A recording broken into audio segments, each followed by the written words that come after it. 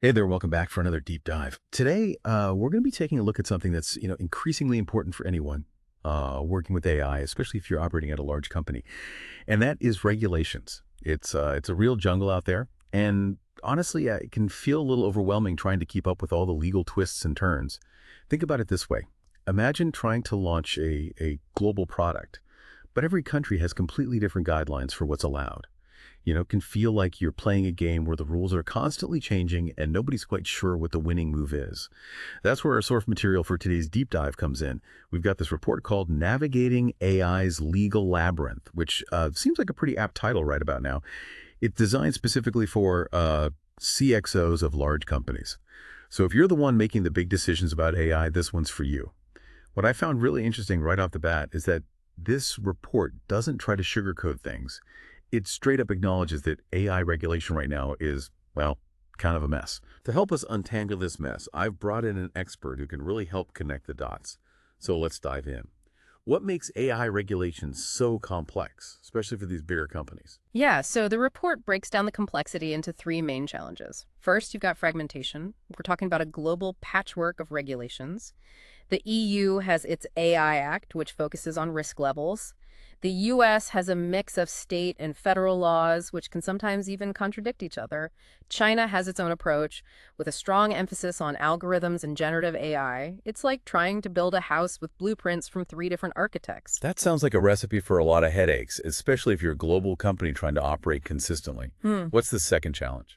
The second challenge is evolution. The legal landscape is shifting constantly. New laws are being drafted as we speak. Old laws are being reinterpreted for AI. And court cases are setting precedents faster than you can say algorithm. It's a moving target, which makes it incredibly difficult for companies to stay compliant. Wow, so not only are the rules different everywhere, but they're also changing all the time. Mm. Can it get any more challenging than that? Oh, it does. The third challenge, and this one is a real brain twister, is what the report calls interpretation ambiguity.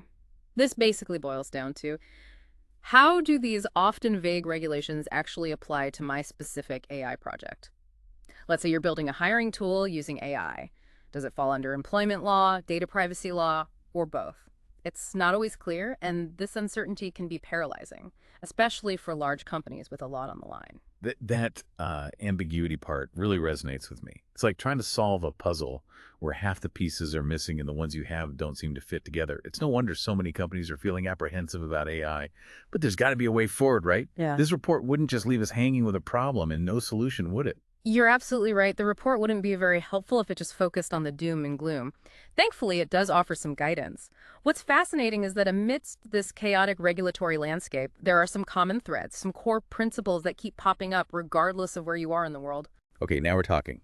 Tell me more about these common threads. Is there some kind of universal AI rulebook in the making?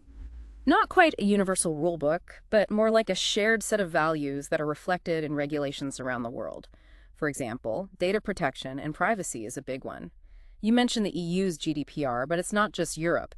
California has the CCPA, and other jurisdictions are following suit. AI systems are data hungry, but feeding them responsibly is becoming a key legal and ethical concern. That makes sense. We've all seen those headlines about data breaches and privacy violations. So how does this play out in the real world? Let's say you're a company using AI to personalize marketing offers. You need to be very careful about how you collect, store, and use customer data. You can't just assume that because someone clicked on an ad, they've given you carte blanche to access all their personal information. The law is putting more emphasis on user consent, data minimization, and purpose limitation. You need to be transparent with your customers about what data you're collecting and how you're using it. And you need to give them a choice about whether they want to participate. So it's not just about following the letter of the law. It's about building a relationship of trust with your customers. Yeah. What other core themes are we seeing pop up? Another key theme is transparency and explainability. It's no longer enough to just have an AI system that works. You need to be able to explain how it works, especially if it's making decisions that have a significant impact on people's lives. That sounds really challenging. How do you explain something as complex as an AI algorithm, especially as someone who's not a data scientist? It's definitely a challenge, but it's one that companies are increasingly having to grapple with. Imagine you've been denied a loan because an AI system flagged you as a high-risk borrower. You'd want to know why, wouldn't you? You'd want to understand what factors the AI took into account and whether those factors were fair and accurate. That's a perfect example. So it's not just about making the AI work, it's about making it understandable, even to those who aren't tech experts. Precisely. And this ties into another major theme: fairness and non-discrimination. AI systems can perpetuate existing biases, and this can have real-world consequences. Think about AI being used in hiring. If the data used to train the AI reflects historical biases, it might unfairly screen out qualified candidates from certain demographics. That's a huge concern. And it highlights the need for careful consideration of the data being used to train these AI systems. Are there any other common things we should be aware of? Two more that stand out are accountability and governance. It's about figuring out who's responsible when an AI system makes a mistake and how to prevent those mistakes from happening in the first place. And then there's security and safety, especially in high-stakes applications like healthcare or autonomous vehicles. We can't just assume that AI systems are going to be secure and reliable. We need to build in safeguards and testing mechanisms to ensure that they are. This is all starting to make a lot more sense now. It's not just about blindly following a bunch of rules. It's about understanding the underlying principles of responsible AI development. So it's not about being afraid of AI. It's about approaching it with a mindset of how do we make AI work and work well within these guidelines. Exactly. And that's where the report's concept of compliance by design comes in. It's about moving beyond reactive scrambling and adopting a proactive approach where you're thinking about compliance from the very beginning of your AI project. That sounds like a game changer.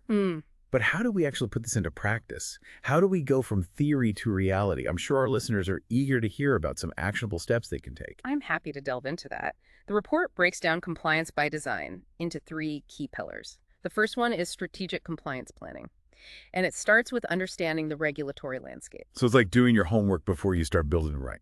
Yes, but your homework involves a lot more than just reading a few articles. You need a system for tracking regulations across all the regions where your company operates, understanding how they apply to your specific AI use cases, and figuring out your company's risk tolerance. That sounds incredibly complex. It seems like you'd need a whole team dedicated to just keeping up with all that. You're not wrong. Having a dedicated cross-functional compliance team becomes crucial. You need people who understand both the technology and the law, working together from day one to create a roadmap for your AI project. So it's a collaborative effort, with both legal and technical expertise contributing to the process. What about the second pillar? The second pillar is compliance integration throughout the AI lifecycle. This means that you're not just thinking about compliance as a checklist you tick off at the end of the project. Instead, you're building it into every stage, from how you collect and use data to how you design, test, deploy, and even retire your AI system. It's like making compliance part of the AI's DNA, not just an afterthought. Right. Exactly. And this takes us to the third pillar: domain-specific compliance strategies. This is where you get into the nitty-gritty of particular industries, because AI in healthcare, for example, has a whole other set of considerations compared to, say, AI in marketing. That's really important to remember. A one-size-fits-all approach simply won't work in the world of AI regulation. You hit the nail on the head. The report actually dives deep into specific examples like financial services, healthcare, and HR, outlining the unique regulatory challenges and best practices for each. For instance, imagine needing to prove that your AI hiring tool isn't discriminating against certain candidates, or that your AI-powered medical diagnosis system meets the stringent regulatory requirements for accuracy and safety. Wow, those are high stakes indeed. So we've got our three pillars: strategic compliance planning, integration throughout the AI lifecycle, and domain-specific strategies. This compliance by design framework is starting to feel a lot more tangible. But how do we actually go from theory to practice? How do we take these concepts and turn them into actions? I'm sure our listeners are eager to hear about some actionable steps they can take. That's a great question, and one that I'm sure many of our listeners are asking themselves. The report doesn't just leave us with a theoretical framework. It actually provides a practical roadmap for operationalizing compliance. Okay, this is where it gets really interesting. Tell me more about this roadmap. What are the steps involved in turning compliance by design into a reality? The roadmap the report lays out is actually quite practical, focusing on concrete steps you can take to build a robust AI compliance program. Okay, I'm all ears. Give me the inside scoop on how to make this happen. Well, the first thing the report emphasizes is the need for what it calls compliance artifacts and documentation. Think of this as creating a paper trail, but for your AI. So it's not enough to just have a responsible AI. You need to be able to prove it, to document every step of the way. Exactly. Huh. We're talking about things like model cards, which explain how your AI works, what data it was trained on, and what its limitations are. You might also have data sheets outlining the provenance and characteristics of the data you used. Think of it as creating a user manual for your AI, but with a legal and ethical lens. That makes a lot of sense. It's like if you were building a house, you wouldn't just start slapping bricks together without a blueprint and building permits, right? You need to document everything to ensure it's safe and up to code. Precisely. And this documentation isn't just for show. It's actually incredibly valuable for a number of reasons. First, it helps you to demonstrate compliance to regulators and auditors. Second, it can be a powerful tool for building trust with your customers and partners, showing them that you're taking responsible AI seriously. And third, it can actually help your own teams to understand and improve your AI systems by creating a shared understanding of how they work. Wow, I never thought of documentation as a way to actually improve the AI itself. It's like writing down your thought process can help you to clarify and refine your ideas. That's a great way to think about it. But documentation is only part of the story. The report also dives into what it calls technical safeguards. These are the tools and techniques you can use to actually build privacy and security directly into your AI systems. So it's not just about paperwork. It's about putting in place some real technological safeguards. What kind of tools are we talking about? There's a whole world of fascinating technologies emerging in this space. One example that's getting a lot of attention is federated learning. Okay, I've heard that term thrown around, but I'll admit I'm not entirely sure what it means. Can you break it down for me? Absolutely. Imagine you want to train an AI model to recognize different types of medical images, but you don't want to collect all that sensitive patient data in one central location because of privacy concerns. Federated learning allows you to train the model on data that remains distributed across multiple hospitals or research institutions. So instead of bringing the data to the model, you bring the model to the data. Exactly. The model learns from the data without ever actually seeing the individual patient records. It's like sending out little AI agents to gather knowledge from different sources and then come back with a collective understanding. That's incredible. So you can get the benefits of AI without compromising privacy. What other technical safeguards are out there? Another technique that's gaining traction is differential privacy. This involves adding carefully calibrated noise to data sets in a way that masks individual data points while still preserving the overall statistical properties of the data. So it's like blurring out faces in a photo to protect people's identities, but you can still see the overall scene. That's a great analogy. Differential privacy allows you to analyze data and train AI models without revealing sensitive information about individuals. This is all starting to sound very futuristic, but these tools are available now, right? Companies are actually using them. Yes, absolutely. These are not just theoretical concepts. They're being implemented by leading companies across industries. And the report highlights a third element that's essential for operationalizing compliance, which is compliance management technologies. Okay, tell me more about these. Are we talking about robots taking over the legal department? Not quite robots, but definitely some very clever software. These are tools that use automation and AI to streamline and enhance various aspects of the compliance process. That sounds promising. I'm all for anything that can make compliance less of a headache.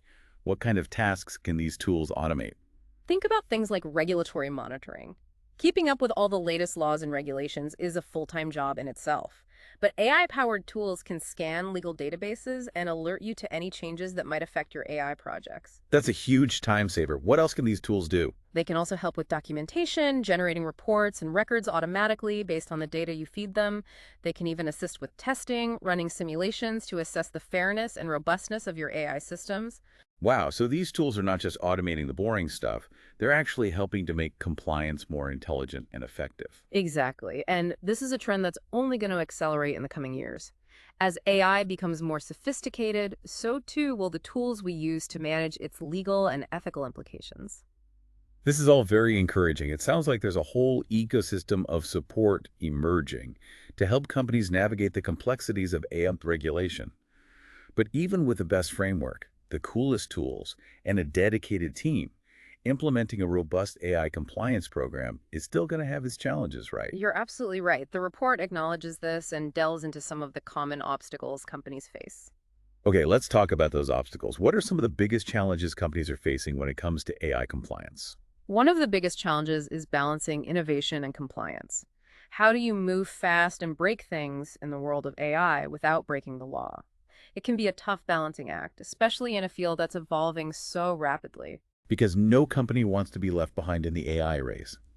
But they also don't want to end up in legal hot water. How do you find that sweet spot where compliance fuels innovation rather than holding it back? The report suggests several strategies. One is to involve technical teams in the design of the compliance process from the very beginning. This helps to ensure that compliance requirements are baked into the development process rather than being seen as an afterthought. So it's about getting everyone on the same page from day one, making compliance part of the company culture rather than just a set of rules imposed from above. Exactly. Another strategy is to implement tiered approaches to compliance, where the level of scrutiny and documentation required scales with the level of risk associated with the AI application. So a chatbot that recommends movies wouldn't need the same level of oversight as an AI system that controls a self-driving car, right? Precisely. This risk-based approach helps to ensure that compliance efforts are focused where they matter most without creating unnecessary bureaucracy for lower-risk applications. That's a really practical approach. But what about the challenge of regulatory uncertainty? How do you plan for a future where the rules of the game are constantly changing? That's a tough one for sure. The report emphasizes the importance of focusing on the core principles we discussed earlier: data protection, fairness, transparency, accountability. These are the bedrock principles that tend to remain consistent even as specific regulations evolve. So it's like building a house on a strong foundation. Even if the winds of regulation shift, your house will stand firm. Exactly. By grounding your AI development in these core principles, you'll be better prepared for whatever regulatory storms come your way. And remember, these principles aren't just about compliance. They're also about building trust with your customers and partners. So compliance is not just a legal necessity, it's a business imperative. Absolutely.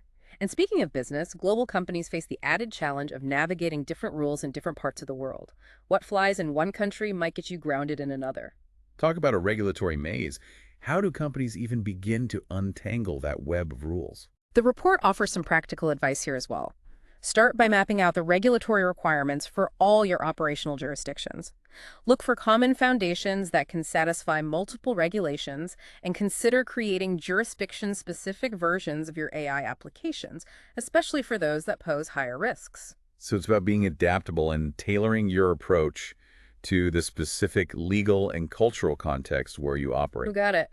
And then there's the issue of legacy AI systems, those systems that were built before compliance became such a hot topic. How do you bring those systems up to code without derailing your entire operation? It's like trying to retrofit a vintage car with modern safety features. It can be a real challenge. The report suggests taking a pragmatic approach.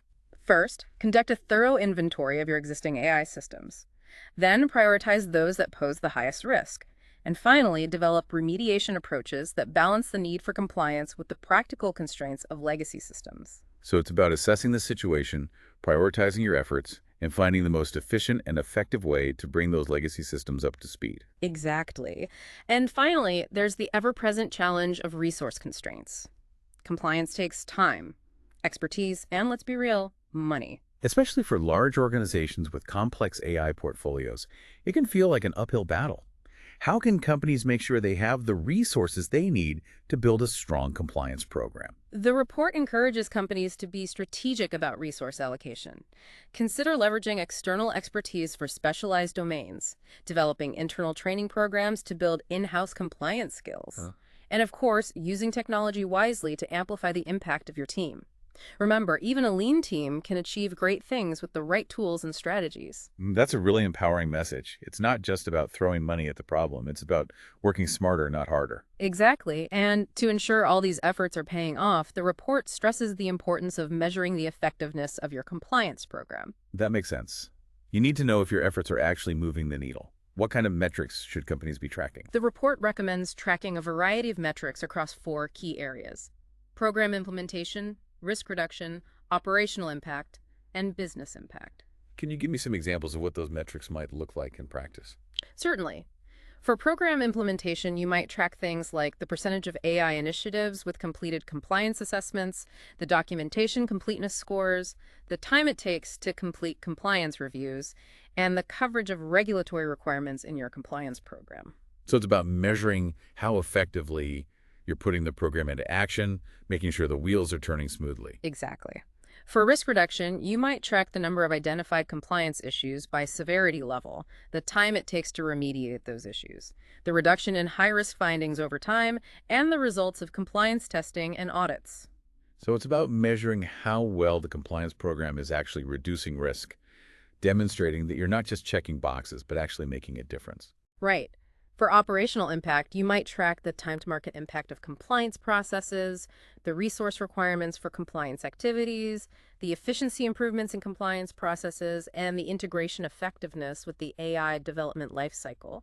So it's about measuring how compliance is affecting the overall speed and agility of the company's AI operations, making Mhm. sure it's not becoming a bottleneck. Exactly.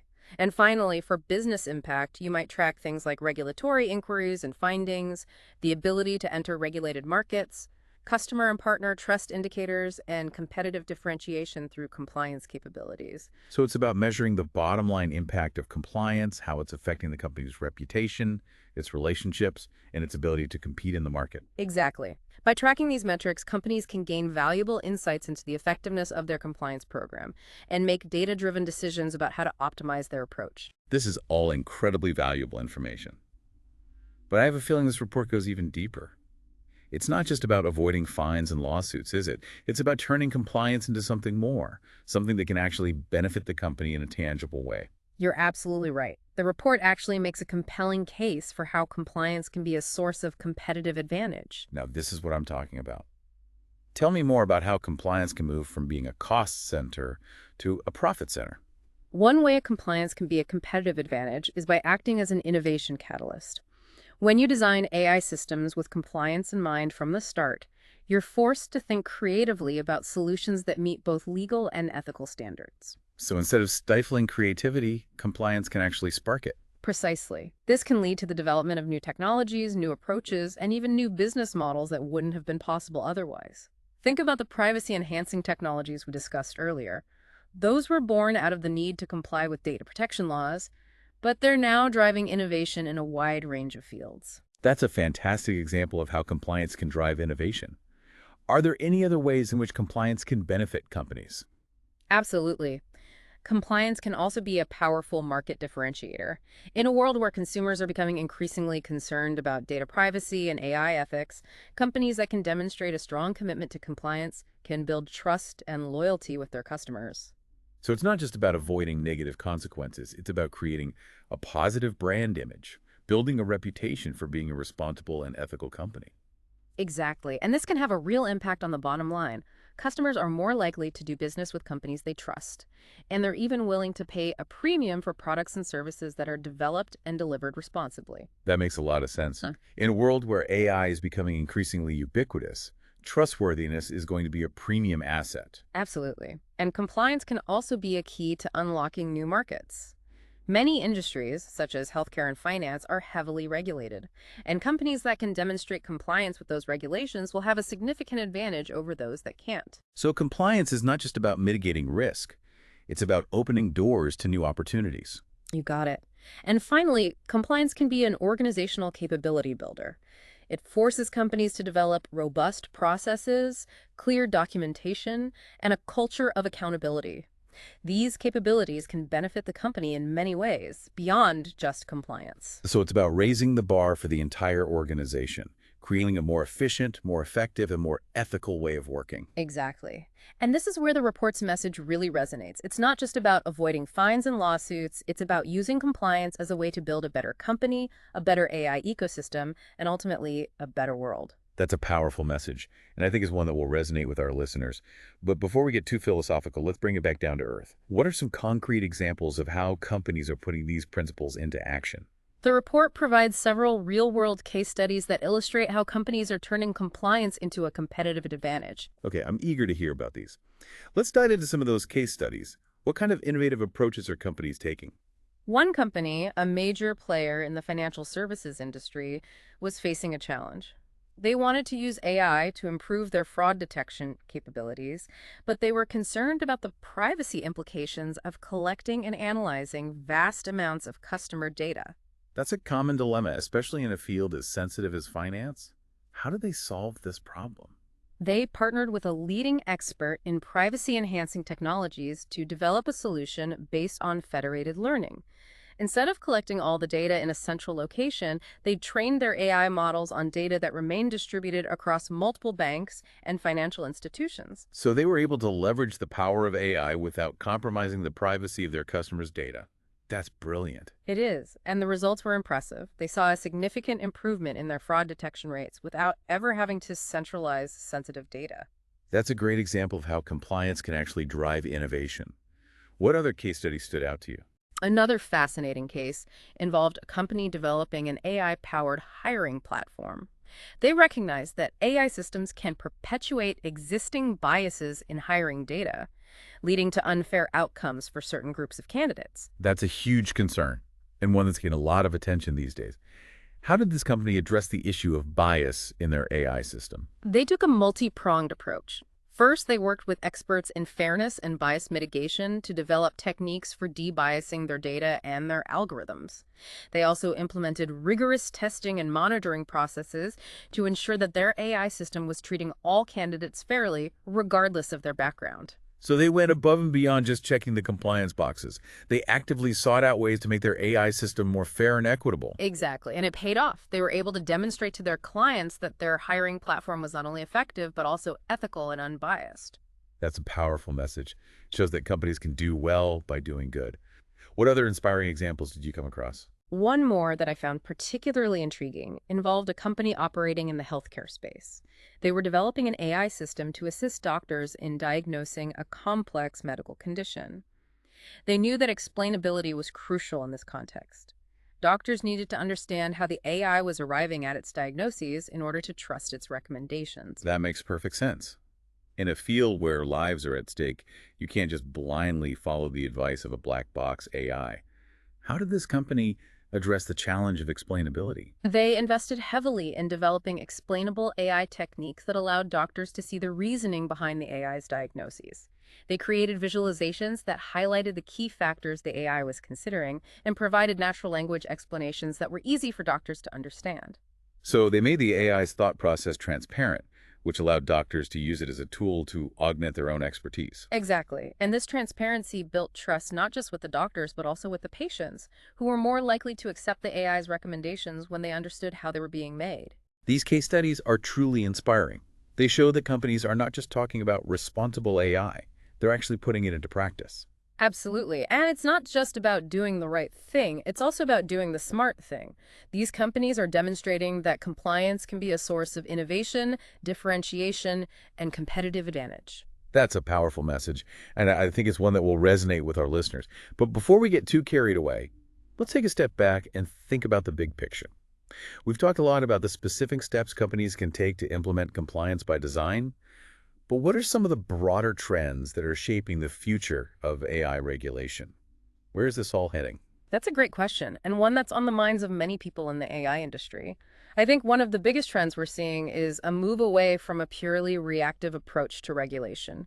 Regulators around the world are realizing that AI is evolving too rapidly to be effectively governed by traditional rule-based frameworks. So the old wait-and-see approach isn't going to cut it anymore. Exactly.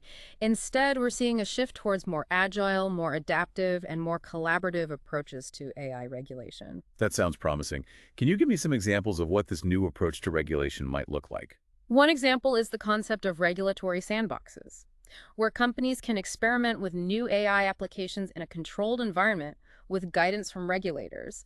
This allows regulators to gain a better understanding of the potential risks and benefits of these technologies while allowing companies to innovate without fear of running afoul of the law. So it's like a safe space for companies to test out their AI ideas without the risk of getting penalized for unintended consequences. Precisely. Another trend we're seeing is a greater emphasis on ethical principles in AI regulation. Regulators are increasingly looking beyond just the legal implications of AI and considering its broader societal impact. So it's not just about what's legal, it's about what's right. Exactly. This is leading to the development of ethical frameworks and guidelines that companies can use to navigate the complex ethical landscape of AI. This is all very encouraging. It sounds like the future of AI regulation is moving in a positive direction, one that encourages innovation while also protecting the public interest. I agree, and I think this is where the real opportunity lies. By embracing the principles of responsible AI, by working collaboratively with regulators, and by seeing compliance not as a burden but as a strategic asset, we can unlock the full potential of AI in a way that benefits everyone. That's a vision worth striving for. But I'm sure our listeners are wondering, okay, this all sounds great in theory, but how can we make it happen in practice? What are the specific steps we can take to build a more responsible and more beneficial AI future? That's a question that deserves a deep dive of its own, and luckily, the report doesn't leave us hanging. It actually offers a practical roadmap for turning these high-level principles into concrete actions. Perfect timing. I was just about to ask about that roadmap. What does it entail? What specific steps can companies take to build a future where AI is used for good? The report breaks it down into three key phases, each building on the one before. The first phase focuses on establishing a solid foundation and tackling the most pressing risks. Okay, so it's like building a house. You start with a strong foundation before you even think about putting up the walls. Exactly. And this foundation building phase typically takes about 6 months. During this time, companies need to establish clear governance structures for AI, like creating a dedicated AI ethics committee or appointing a chief AI ethics officer. So it's about creating roles and responsibilities specifically focused on ethical AI.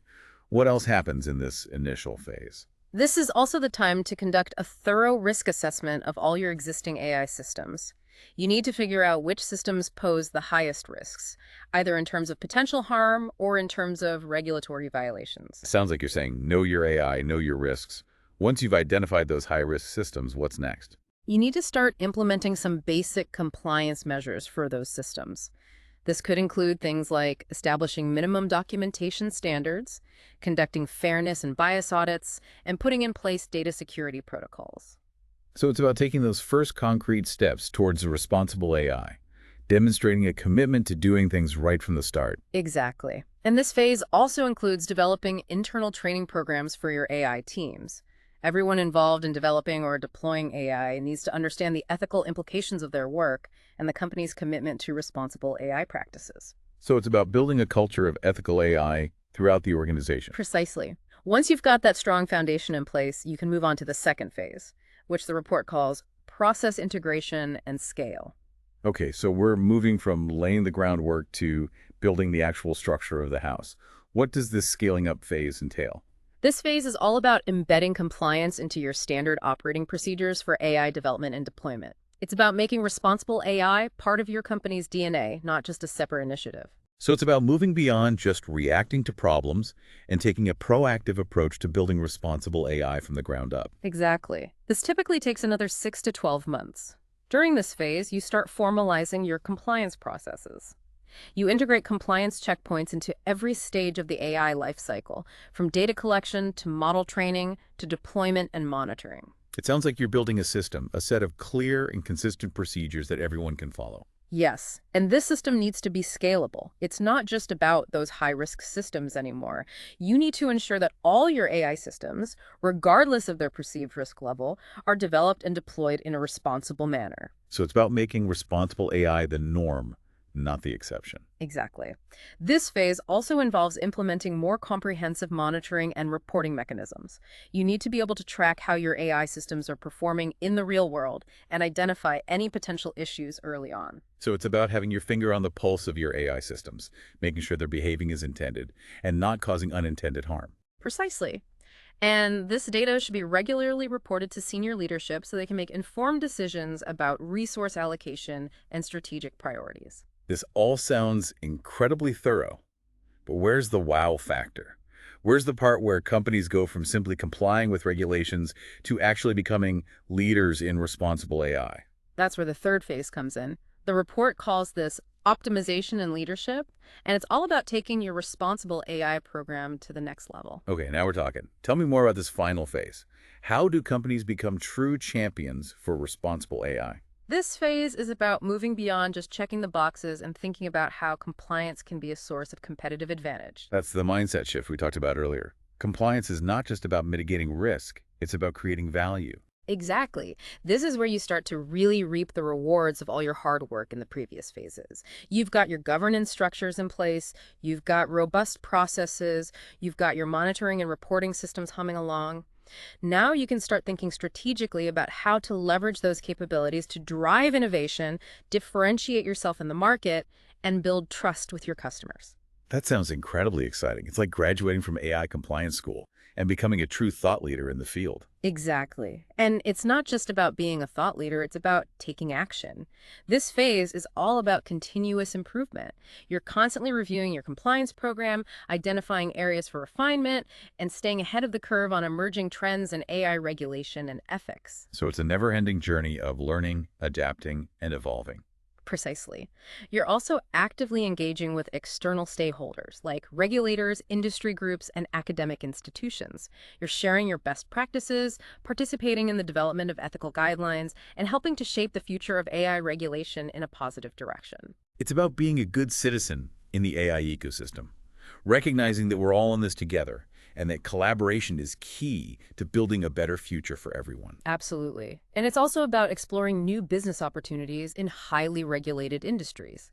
With a rock-solid compliance program in place, you can confidently enter markets that were previously off limits, offering innovative AI-powered products and services that meet the highest ethical and regulatory standards. So it's about turning compliance from a barrier to entry into a competitive advantage. Exactly. And that's the ultimate goal of this roadmap, to transform compliance from a burden into a strategic asset, a source of innovation, and a key to unlocking the full potential of AI in a responsible and beneficial way. This has been an absolutely incredible deep dive. I feel like I've learned so much about the complex and evolving landscape of AI regulation. It's been my pleasure to share these insights with you. But before we wrap up, I want to make sure our listeners leave us some key takeaways. What are the most important things for them to remember as they embark on their own journey towards responsible AI? I think the most important takeaway is that compliance is not the enemy of innovation. In fact, it can be a powerful driver of innovation, pushing us to develop more creative, more robust, and more beneficial AI systems. So it's not about saying no to AI. It's about saying yes to responsible AI. Exactly. And the second key takeaway is that compliance is a journey, not a destination. It's an ongoing process of learning, adapting, and improving. So it's not about checking boxes. It's about building a culture of continuous learning and improvement. Right. And the final takeaway is that compliance is a team sport. It requires collaboration across different disciplines, from engineering to law to ethics, and it requires engagement with external stakeholders. Because we're all in this together. Mhm. And we need to work together to ensure that AI is used for good. Absolutely. By embracing these principles, we can create a future where AI benefits all of humanity. That's a fantastic note to end on. Thank you so much for sharing your expertise with us today. It's been my pleasure. And listeners, we hope you've enjoyed this deep dive into the world of AI regulation. We encourage you to keep learning, keep exploring, and keep pushing the boundaries of what's possible with AI. Responsibly, of course. Until next time, happy innovating.